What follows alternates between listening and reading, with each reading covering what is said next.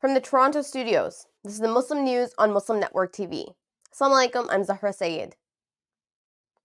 Gaza witnessed two major airstrikes on Saturday, intensifying the humanitarian crisis in the region. One strike in Rafah targeted the Civil Defense Department, and another in Gaza's Al-Saraya area obliterated the annual books fair state. According to the government media office in Gaza, the Israeli airstrikes have claimed at least 352 Palestinian lives over the past 24 hours. The death toll in Gaza due to the ongoing Israeli attacks has now reached over 4,000, as reported by officials from the health ministry.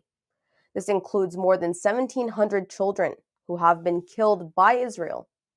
Gaza's media office revealed that 43 unidentified Palestinians killed in the attacks have been laid to rest in a mass grave.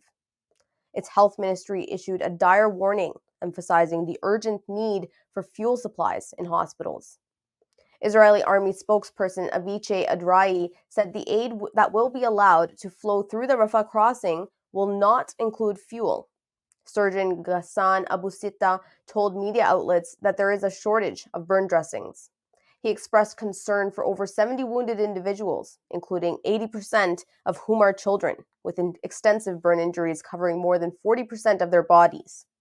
Meanwhile, Turkish Foreign Minister Hakan Fidan emphasized the urgent need for a new guarantee mechanism in resolving the Israel-Palestine conflict.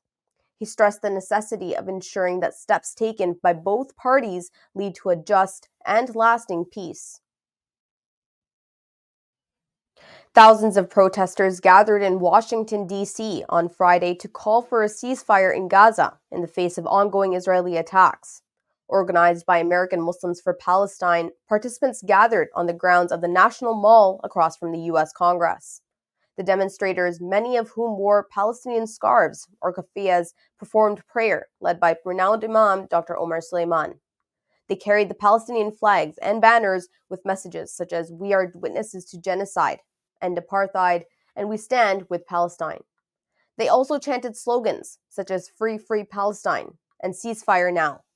Meanwhile, from a podium adorned with a large black banner reading "Ceasefire," two congressmen addressed the crowd. Congresswoman Cori Bush thanked those in attendance. She highlighted that she had introduced the Ceasefire Now resolution to Congress and stressed the call for an end to the violence. The resolution calls on the Biden administration to demand an immediate de-escalation and ceasefire in Israel and occupied Palestine, as well as to provide humanitarian aid and assistance to Gaza.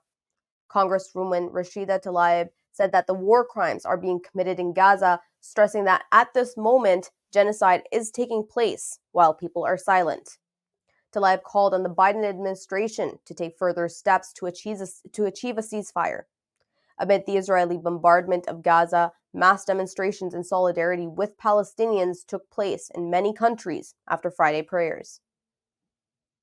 A funeral prayer in ABSENTIA was held in Washington, D.C. on Friday for the over 4,000 Palestinians killed in Gaza.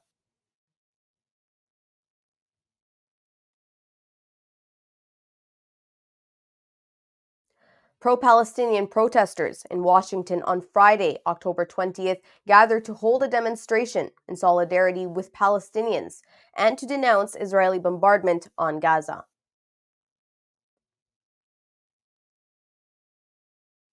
20 trucks carrying medicine, medical supplies, and food entered the Gaza Strip from Egypt on Saturday morning. President Joe Biden had announced that the first batch of trucks with aid for besieged Gaza would soon cross the border. He said that he had received permission from Israel and Egypt to open the Rafah border crossing. This is the first humanitarian aid to arrive in the territory since the Israeli bombardment began 2 weeks ago. Eyewitnesses said hundreds of people had gathered on the Gaza side, hoping to escape the violence as the trucks passed the Rafah border. Executive Director of the United Nations World Food Program, Cindy McCain, said that the aid convoy comprised of 9 UN trucks and 11 from the Egyptian Red Crescent.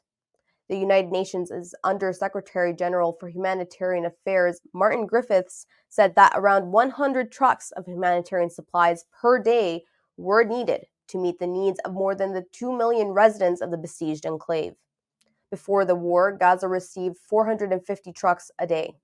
The opening took some time because the roads into the coastal enclave had to be repaired because it had been damaged by airstrikes. The crossing connects Gaza with Egypt's Sinai Peninsula. It is one of the 3 border crossings connecting the Gaza Strip to the outside world. The other 2 connect the Gaza Strip with Israel. In addition to extensive bombing campaign in advance of an expected ground invasion, Israel has ordered a complete siege of Gaza. This has resulted in disruption of electricity and shortages of water, food, fuel, and medical supplies. That's all from our Toronto studios tonight. Thank you for tuning in. You can subscribe to our YouTube channel and hit the bell icon for the latest updates. For more content, keep watching Muslim Network TV or visit muslimnetwork.tv. Assalamu alaikum and good night.